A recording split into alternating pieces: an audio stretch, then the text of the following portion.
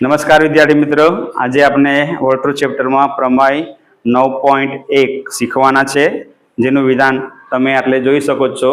વર્તુળ કૌંસમાં લખેલું છે એકરૂપ વર્તુળની સમાન જીવાઓ વર્તુળના કેન્દ્ર આગળ સમાન ખૂણો આંતરે છે. આંતરે એટલે બનાવે છે.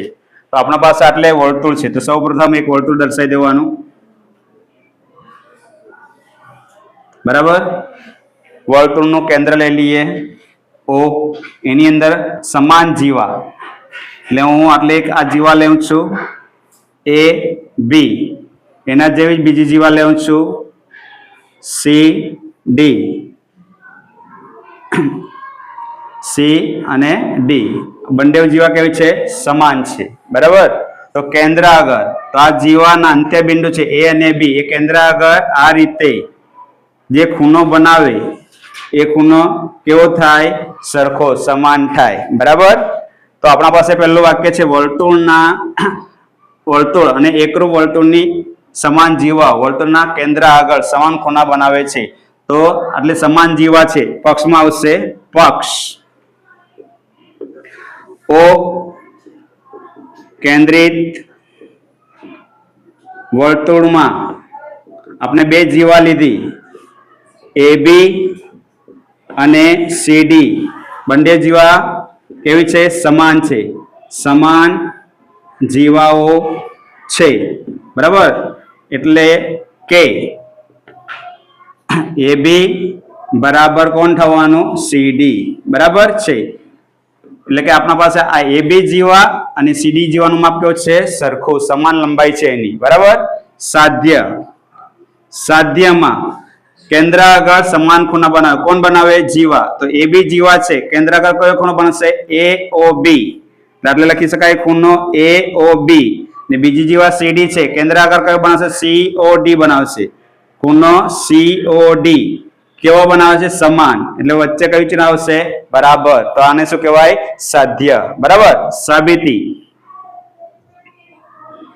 તમે ધ્યાનથી જોશો તો આકૃતિમાં બે ત્રિકોણ બનશે AOB.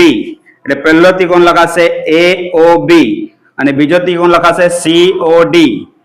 ત્રિકોણ COD એટલે બે ત્રિકોણ બન્યા ખૂણો ત્રિકોણ AOB અને ત્રિકોણ COD માં. બરાબર, એટલે તમે ધ્યાનથી જોશો OA આને શું કહેવાય? ત્રિજ્યા કહેવાય. બરાબર, ને આ OC અને બી શું કહેવાય? ત્રિજ્યા કહેવાય. એટલે લખી શકાય OA બરાબર OC. બરાબર, બંને ત્રિજ્યા છે પણ એક જ વર્તુળની છે, એક જ વર્તુળની ત્રિજ્યા.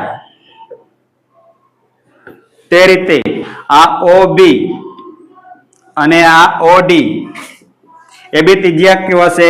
OB બરાબર OD, એ પણ એક જ વર્તુળની ત્રિજ્યા છે. બરાબર, બીજું AB, AOB માં આ AB અને COD માં CD.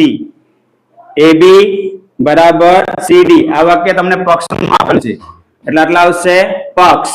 બરાબર, તો એટલે AOB માં બાજુ બાજુ બાજુ, COD માં બાજુ બાજુ બાજુ. બરાબર, એટલે શરત કઈ બની? બા બા બા.